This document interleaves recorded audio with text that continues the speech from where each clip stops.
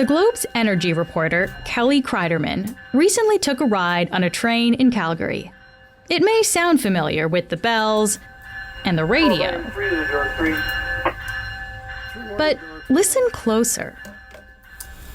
All right, 1,200 all aboard, coming back, room for 10. 4 to the door, 4. Stand by.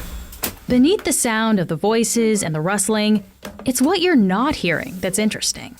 If we were sitting in a regular diesel train, what would be the difference? It would essentially have this low hum, and you would have this gentle shake within the cab that would make you realize that the engine was running. And in this case, it is virtually quiet. Kyle Mulligan is the Assistant Vice President of Operations Technology at the rail network Canadian Pacific Kansas City Southern. The company is currently testing out trains that run on hydrogen, which is why they're so quiet. There's also no smell of exhaust, since the train emits only steam. The hope is that hydrogen could be a fuel of the future and help with the transition away from fossil fuels. So today, Kelly tells us about this hydrogen train project. I'm Menaka Raman-Wilms, and this is The Decibel from the Globe and Mail. Hey, 1,200 stopping. 1,200 All right. Kelly, it's great to have you back. It is great to be here. So, Kelly, as we heard off the top, you were actually on the hydrogen train. Can you just tell us, what was that like? Well, I've been trying to get on this train for about 18 months. Ever since I heard about it, I was on a panel with CPKC's Kyle Mulligan a while back, and he talked about the train with such enthusiasm and the silence of the train that I really wanted to see it and to hear it. I'm a bit of a train nerd. I love traveling on trains. Being in Western Canada, it's not so much a passenger rail culture, except within Edmonton and Calgary have great light rail transit systems, which, you know, I've ridden around with my kids just for fun sometimes. But that's great. I thought it was interesting also that this was such a homegrown project for Calgary, for Southern Alberta. And being on the train was really amazing. It was surprising in a whole bunch of ways. Wow. And this train that you were on, it's not really, functioning at the moment, right? So you still had to take a bunch of safety precautions in terms of what you were wearing when you got on there? Absolutely. This is not a passenger train. This is a freight train. This is meant for hauling heavy things, right? And that's very applicable to Western Canada, which, has the busiest freight system in Canada, one of the busiest in North America. There's all kinds of commodities being hauled west, east, and south. And so how is this hydrogen train, or how would a hydrogen train be different from, a train that we see these days, like going through a city? So, the trains that we see mostly are diesel electric trains. The technology is decades old. It hasn't really changed. And that was the really fascinating thing about this train. It was the body of those trains with basically a brand new inside, right? So the most striking thing about this train, and this is what all the crews say as they get on it, they step on the train and they're like, is it running? Because it's so quiet. There's none of that diesel sound that you can imagine. It's almost silent. So it looks like a regular train. And it's still steel wheels on steel track. They've painted them all lime green to distinguish the hydrogen trains. So you can tell by the color of paint. But other than that, it's a regular train with this hydrogen inside. So it's being retrofitted essentially from a diesel train now to be powered by hydrogen. Exactly. That inside looks the same, except the sound, and except for a couple of different software screens at the back that show the monitoring of that hydrogen engine. And you kind of, think about the difference between a regular vehicle and an EV. You can kind of understand the difference. So, Kelly, this probably seems like a really basic question, but what exactly is hydrogen? I think a lot of us remember this from science class, but what exactly is it?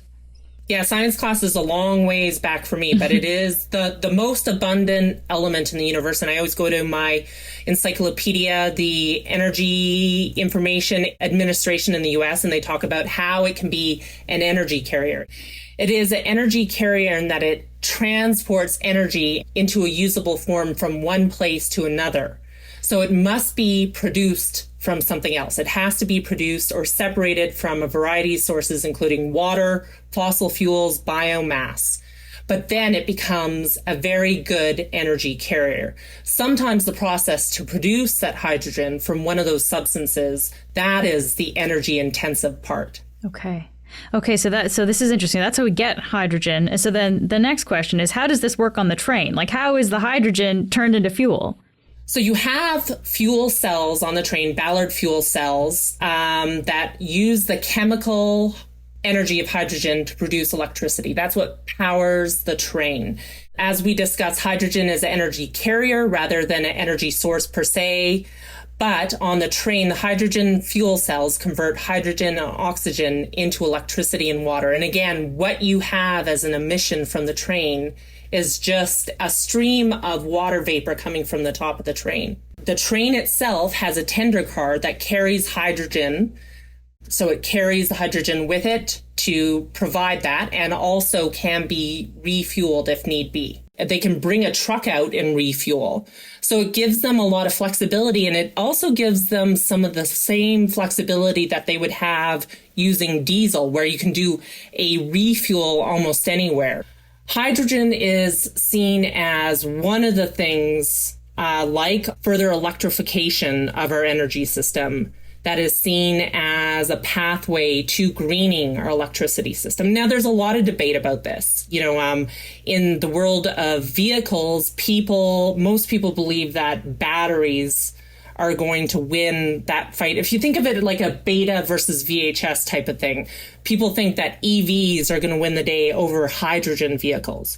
But there's some specific applications where hydrogen might be helpful in a way that batteries cannot be. And especially when you're talking about hauling heavy things, if you think about the amount of batteries you need to haul something and the weight that entails, that can be problematic. Okay. And so where do we actually get our hydrogen from? So Canada is a big hydrogen producer already. It's used for a whole number of industrial processes, for ammonia. And of course, Alberta produces the most hydrogen in the country. And like most of the world, most of the hydrogen that Alberta produces is derived from natural gas. So you can see that's where the emissions come in. When you do this process, there are a lot of emissions. And what Alberta is trying to do more and more is capture those emissions, carbon capture. So you can do this process and you can capture the emissions from the process to create the hydrogen. The big question on hydrogen is the energy it takes to create the hydrogen. So until that probably gets more efficient, I think there are still going to be major questions about how green hydrogen can be. Yeah, okay, that's an interesting point here, because I think like the idea here is to create a more greener option for this train, but it sounds like we still don't quite have this down in terms of, the equation in the end, when we balance out both sides of it, is this worth it? Yeah, and if you think about EVs again, right, the move to electric vehicles can be green, but you have to think about where does that electricity come from? If the electricity comes from burning coal, it's not necessarily green. If the electricity comes from hydro, it's greener. So you have to think about the full life of the process to get to a fuel or a fuel carrier. And are they as powerful as a diesel train? Like a train running on this hydrogen, can it perform as well as a diesel train? So that is the big question. That is this experiment. So they started this experiment with a few people, $8.5 million, 3.5 years ago. An executive that I've been talking to, this project is kind of his baby, Dr. Kyle Mulligan. he made the pitch to the CEO of Canadian Pacific then that, we need to take some green initiatives with our company. Most of our carbon emissions come from our engines. So what can we do on that front to try to mitigate our emissions? They have 3 locomotives right now. They're planning to have 3 more by the end of the year. They're already testing it around southern Alberta and to Red Deer. But this summer will come the big test, and that is carrying heavy freight through the Rocky Mountains. And you can imagine it's much different going along flat ground than it is going up and down the very steep grades of the Rockies, which, were the greatest challenge to build roads and railways through. Yeah. You have the spiral tunnels that, are kind of this iconic Rocky Mountains site that people go to watch the trains go through it. It's such a fascinating thing. They'll be making their way through there. And we're not just talking about, a pleasure cruise. We're talking about hauling the heaviest stuff that trains haul in Canada. We're talking about the workhorses of the rail industry. We'll be back after this message.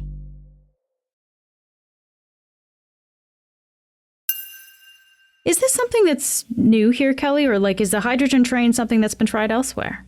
There have been hydrogen trains around for about 2 decades. Most of them are passenger trains. Quebec has a hydrogen train. They're developing a hydrogen passenger train in San Bernardino, California.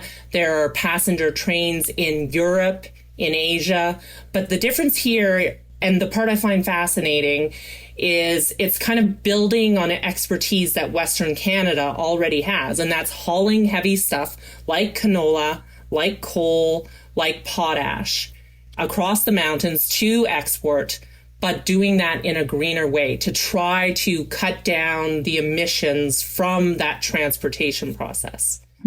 So let's talk a little bit more about this company behind the hydrogen project. This is actually the new iteration of Canadian Pacific, what people probably know as CP in Canada. And they recently merged with a U.S. company. So tell us a little bit more about this company, Kelly, known as CPKC. Yeah, this was a big $31 billion merger that happened exactly a year ago in April 2023 of Canadian Pacific, which is, of course, the kind of one of the 2 iconic Canadian railway companies that built west, and they merged with Kansas City Southern last year to create a much bigger company with operations in Canada, the US, and Mexico. And this experiment started under Canadian Pacific when it was only Canadian Pacific. It continues today under the same CEO and many of the same staff as well. And what are, I guess, their plans with this project? So they've kind of begun it, but how many trains are they looking to convert to hydrogen? Kyle Mulligan, again, the man in charge of this project, he talks about decades on and converting much of Western Canada's fleet to hydrogen if it's successful, if they find this works. They have 700 vehicles in Western Canada. They're wondering if in a couple of decades, whether they could decarbonize 65% there.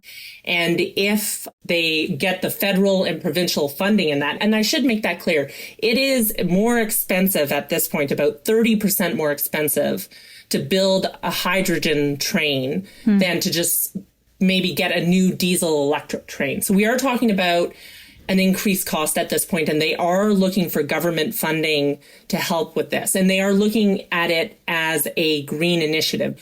But they do see a day where the $1.8 billion that they spend on diesel fuel every year is mitigated to a certain point, and maybe that becomes a hydrogen budget instead with, a completely different cost structure. Now, they will be the first to tell you that they don't know the potential for it exactly, but they do want to give this a real go and try to build a practical project and build it here in Canada as well. The other interesting part about this is a push by the company and its largest investor, Sir Christopher Hahn. He's a huge hedge fund manager in London, England, and he is known for his activism both when it comes to companies and when it comes to the climate file. The CEO of CPKC is very open about the fact that the largest investor in the company is pushing for green initiatives like this as well. Interesting. Can we talk directly about the cost too, though? Because I imagine this whole initiative is pretty expensive. What do we know exactly about the cost, Kelly?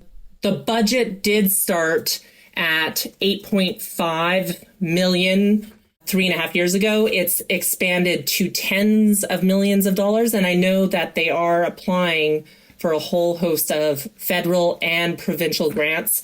And that is the other interesting thing about anything train related in Alberta. There is often not agreement between the federal and provincial government on energy and climate initiatives. And I do see something like this.